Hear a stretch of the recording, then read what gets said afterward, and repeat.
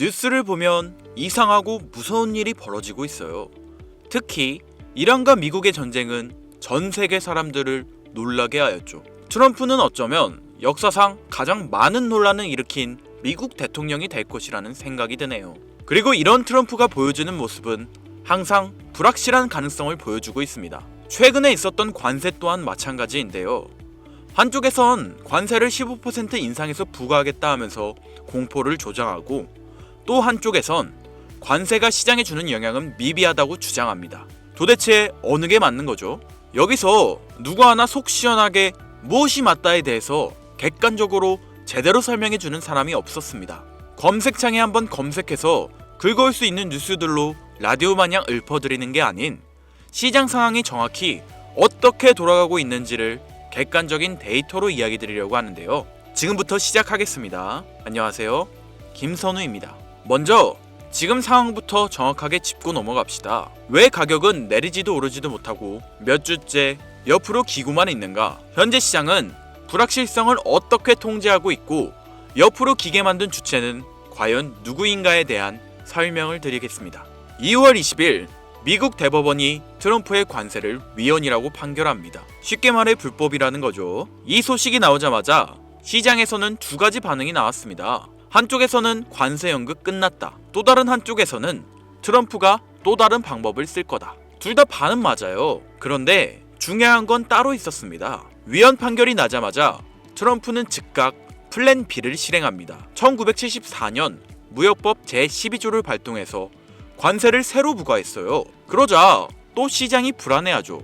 관세 전쟁 재점화 아닌가? 그런데 데이터를 까보면 재밌는 사실이 나옵니다. 시류 관세율이 거의 변하지 않았다는 점이죠. 시류 관세율이 뭐냐면 발표된 숫자 관세가 아니라 기업들이 실제로 내는 평균 관세 비율입니다. 중국 상품에 145% 관세 때리겠다고 해도 모든 상품에 똑같은 관세를 매기는 게 아니거든요. 어떤 건 10%, 어떤 건 50% 이런데 이렇게 섞이면 평균 관세율은 생각보다 낮습니다. 펜턴이라는 분석 기관에 따르면 이번 관세 위헌으로 시류 관세율은 9.8%에서 9.1%로 0.7% 오히려 낮아졌어요. 그래서 증시 반응이 미미했던 거겠죠. 시장 참여자들은 이미 계산이 끝났었던 거니까. 그런데 제가 집중한 건 이거예요. 이전에는 관세가 어디까지 올라갈지 알 수 없었습니다. 당시에 145%까지 부과하겠다라고 했지만 이게 200%가 될 수 있고 말장난이겠지만 300%도 가능했던 거예요. 그런데 지금은 다릅니다. 대법원이 상한선을 쳐줍니다. 법적 절차를 밟아야 하고 무한정 올릴 수 없습니다. 트럼프가 지금 당장 관세 40%로 매기겠다고 해도 시스템상으로 그렇게 할 수가 없습니다. 그래서 15%로 관세 인상하겠다 해놓고 정작 10%만 부과된 상황이죠. 그래서 관세 이슈는 오히려 긍정적으로 바라보는 게 맞습니다. 그런데 지금 진짜 시장의 불확실성을 주도하고 있는 이벤트가 하나 있죠. 제가 이 얘기를 꼭 하고 싶었는데요. 지금 이란과 미국 사이에 전쟁이 시작되었습니다. 언론을 보면 무섭습니다. 이란, 미군 기지 타격, 전면전 시작. 그런데 저는 이런 전쟁 같은 이슈를 바라볼 때 딱 한 가지만 봐요. 전쟁은 감정으로 하는 게 아닙니다. 환경이 결정하는데요. 지금 이란의 환경을 보면 가장 큰 무역 파트너가 러시아와 중국입니다. 그런데 러시아와 중국이 미국 눈치를 엄청 보고 있어요. 이유는 관세입니다. 트럼프가 이란과 거래한 나라에 대해 2차 관세를 예고했어요. 25%입니다. 러시아는 이미 손 뗐고 중국도 이 전쟁이 심해지는 걸 원치 않을 거예요. 이란이 말을 안 들으니까 그 주변 환경을 박살내버리기 시작하는 겁니다. 이란의 상황은 정말 좋지 않아요. 그들도 그만하고 싶어 할 겁니다. 그치만 체면은 챙겨야 하죠. 인명피해가 발생했기 때문에 겉으로는 서로 으르렁거리며 전면전을 시작할 것처럼 보이지만 체격 차이도 너무 나고 아마 길지 않은 시간에 협상이 이루어질 것이라 생각합니다. 자, 이 부분을 경제에서도 똑같이 볼 수 있어야 하는데요. 한 가지 질문을 드릴게요. 집중하셔야 됩니다. 시장을 움직이는 펀드들은 투자 결정을 할 때 어떻게 해야 할까요? 뉴스나 차트가 아닙니다. 여러 유튜브 영상이나 돌아다니는 관점 글들을 보면 온체인 고래가 샀다 어쩌고 세일러가 샀다 어쩌고 정말 의미가 하나도 없는 뉴스들만 떠들고 있어요. 웃기죠? 어떤 고래인지도 어떤 근거로 사는지도 모르는데 이런 거 보면서 대부분이 위안을 삼곤 합니다. 의미 없는 행동에 가까워요. 숫자를 보고 조용한 그 배우를 들여다봐야 합니다. 뉴스가 떠들 때는 이미 늦었어요. 그 조용한 움직임을 유추할 수 있는 자료가 있는데 바로 13F 보고서입니다. 미국 기업들은 분기마다 SEC한테 어떤 주식을 사고 팔았는지 신고해야 돼요. 그게 13F 보고서인데 공식 보고서라 위조가 불가능합니다. 근데 여태까지 별거 없다가 이번에 나온 13F 보고서에서 저는 굉장히 흥미로운 점을 발견했는데요. 루 리미티드라는 홍콩 법인 회사입니다. 이 회사가 블랙록의 비트코인 현물 ETF를 약 870만 주 매입했습니다. 우리 돈으로 대략 6,800원인데요. 그런데 이 회사 이상하게도 공식 웹사이트가 없습니다. 임원 명단도 없습니다. 대표자의 이름은 장이라는 중국에서 가장 흔한 이름 중 하나예요. 전형적인 유령 회사 구조입니다. 더 이상한 건 포트폴리오 구성이에요. 보통 기관 투자자들은 분산 투자를 합니다. 주식 40%, 채권 40%, 현금 20% 이런 식으로요. 그런데 이 회사의 포트폴리오는 100% IBD입니다. 전액 비트코인 ETF 하나. 현재 루나 사태의 배후라고 지목되고 있는 세계 최대 MM 제인 스트리트보다 2배 가까이 많아요. 이 규모의 자금을 단번에 투입할 수 있는 주체는 전 세계적으로 손에 꼽습니다. 저는 이게 국가급 자금이거나 중국 자금일 가능성이 굉장히 높다고 생각하는데요. 왜냐하면 중국 본토는 암호화폐 거래가 금지입니다. 그래서 중국 내 자산가들이 암호화폐를 살 땐 홍콩의 페이퍼 컴퍼니를 만들고 관련 ETF를 매수해요. 직접 코인을 들고 있는 게 아니니까 법적 리스크 없이 가져갈 수 있는 겁니다. 잘 생각해보세요. 주식시장은 잘 빠지지도 않았습니다. 위험자산으로 인식된 자산만 빠진 거였어요. 이는 단기 유동성 부족과 시장 불확실성에 가장 민감하게 반응했기 때문인데 트럼프와 베센트는 이 시장을 의식하고 있을 겁니다. 이 모든 걸 종합했을 때 나오는 결론과 제가 드리고 싶은 말씀은 이겁니다. 클래리티 법안은 데드라인을 향해 전진 중이다. 관세는 위헌 판결로 상한선이 생겼습니다. 결국 이제 유동성만 살리기 시작한다면 암호화폐 시장은 다시 불붙으며 살아날 수 있다는 거죠. 정말 머지 않았습니다. 올해 다시 고점 가격을 회복할 거예요. 하지만 문제는 우리 같은 개인 투자자들은 그 타이밍을 알 방법이 없습니다. 왜냐하면 자산운용가들, 정치가들, 기업인들이 제멋대로 가격을 오르내리게 할 수 있는 게 지금의 시장 구조이거든요. 그래서 우리 같은 평범한 개인 투자자들이 혼란스러운 시장에서 가격이 안정되기 전까지 사용할 수 있는 새로운 투자 방법을 소개해 드리려고 하는데요. 여러분들도 이미 보셨을 겁니다. 트럼프 행정부가 델타 포스를 투입해 베네수엘라 마두로 정권을 전격 체포하는 것도 모자라서 동시에 뜬금없이 덴마크의 그린란드 매입을 다시 강요하고 있다는 뉴스 보셨을 겁니다. CNN이나 공중파 뉴스에서는 이걸 트럼프의 제국주의적 야욕이다, 석유를 노린 전쟁이다, 혹은 단순한 독재자 처단이다 라고 언급하고 있는데 결론부터 말씀드리자면 전부 틀렸습니다. 트럼프는 지금 전쟁을 하고 있는 게 아닙니다. 그는 지금 쇼핑을 하고 있는 건데요. 그것도 국가의 장부, 즉 밸런스 시트를 통째로 갈아엎는 국가 단위의 구조조정을 진행 중이라고 보는 것이 훨씬 합리적입니다. 2026년 미국의 부채는 한계에 달했습니다. 월가의 영웅 레이 달리오의 분석처럼 부채 사이클이 끝자락에 이르자 전 세계 그 누구도 예전처럼 미국 국채를 사려고 하지 않죠. 달러라는 종잇돈의 신용이 흔들리는 이 정체절명의 시기에 미국이 선택한 생존 전략은 무엇일까요? 바로 종이를 버리고 실물을 채우는 것입니다. 1월 3일 마두로 체포, 1월 4일 덴마크 그린란드 매입 압박, 1월 7일에 발표된 대형 기관 투자자의 단독주택 매입 금지 선언까지 이 모든 건 하나의 신호를 보내고 있는데요. 지금의 흐름을 이해하시려면 미국 내부에서 진행된 대형 기관 투자자의 단독주택 추가 매입 금지 선언을 확인하셔야 합니다.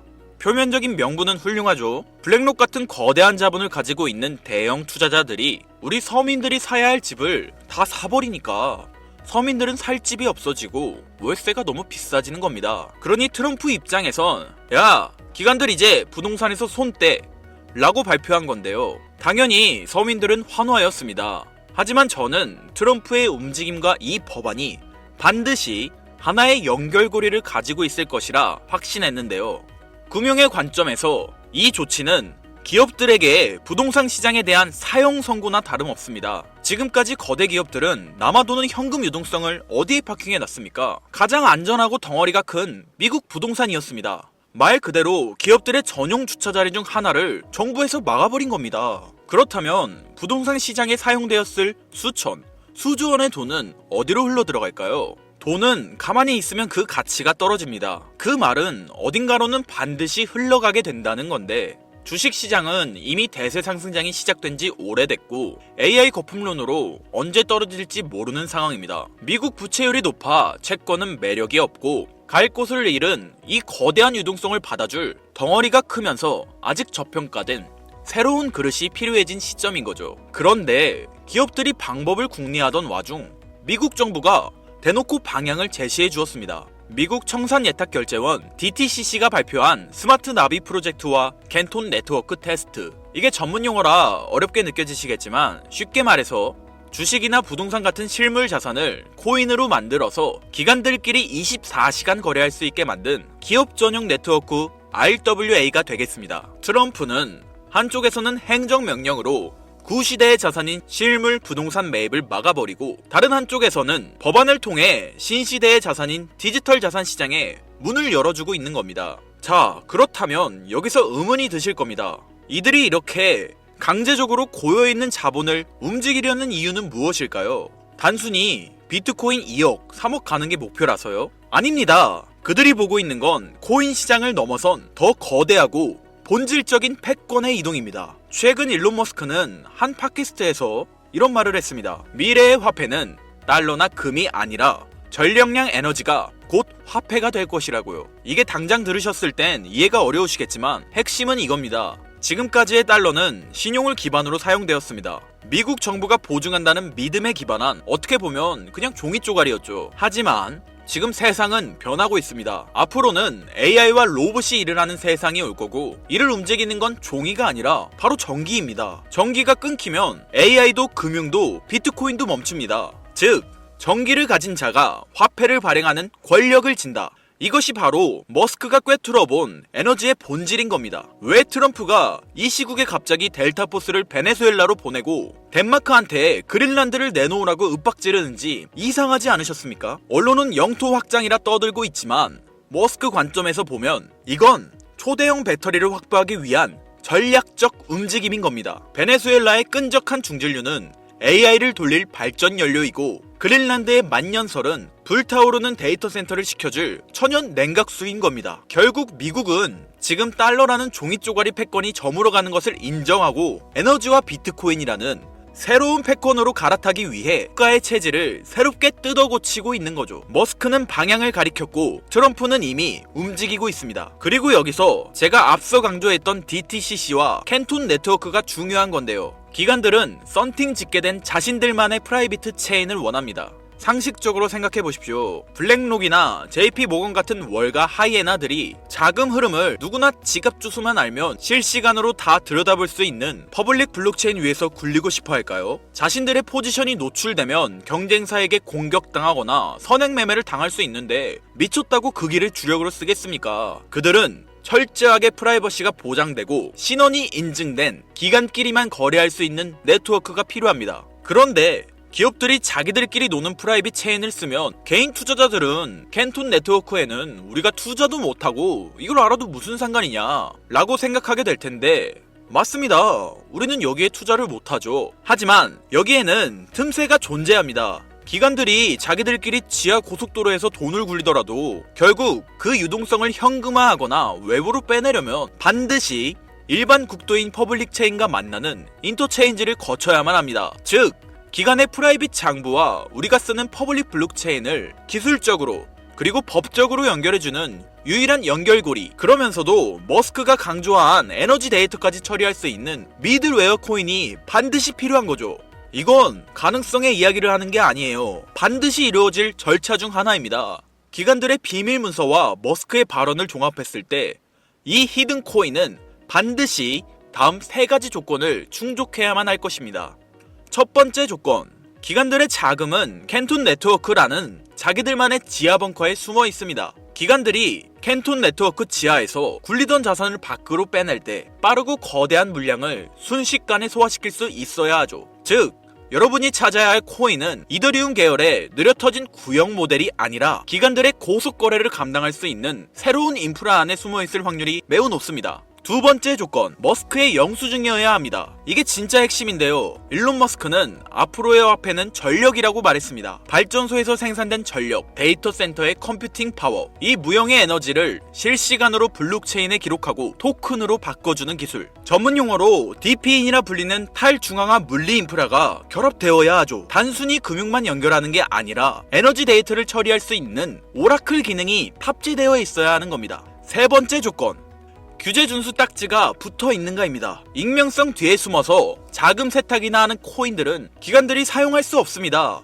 반대로 디지털 신원 인증 기능이 내장되어 있어서 이 돈은 불법 자금이 아니라 삼성전자가 보낸 돈입니다 라고 꼬리표를 붙여줄 수 있는 화이트리스트 코인. 기관들은 오직 이런 코인만 파트너로 인정할 텐데요. 이 세 가지를 충족시키는 코인은 단 하나입니다. 여기서 이제 그래 네가 생각하는 그 종목이 뭔데? 라고 답답해 하실 분들이 있으실 거예요. 제가 여러분께 종목을 딱 정해드리면 속이 시원하시겠죠?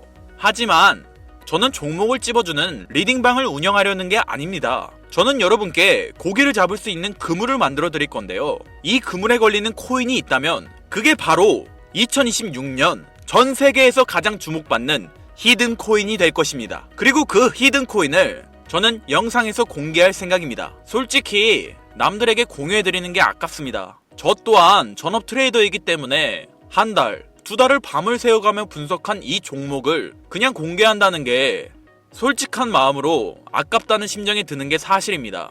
화면에 보이는 번호 제 개인 번호입니다. 아까운 건 아까운 거고 제 영상을 끝까지 시청해주신 것에 대한 고마움을 저는 알고 있기 때문에 아쉬운 마음을 뒤로하고 구독자님들에게 공유하기로 마음먹었습니다. 자료라고 문자 보내주세요. 혹시 화면이 잘 안 보이신 분들은 댓글에 있는 링크를 통해 연락처를 남겨주시면 제가 해당 자료를 공유해드리도록 하겠습니다. 전해드릴 내용은 여기까지이고요.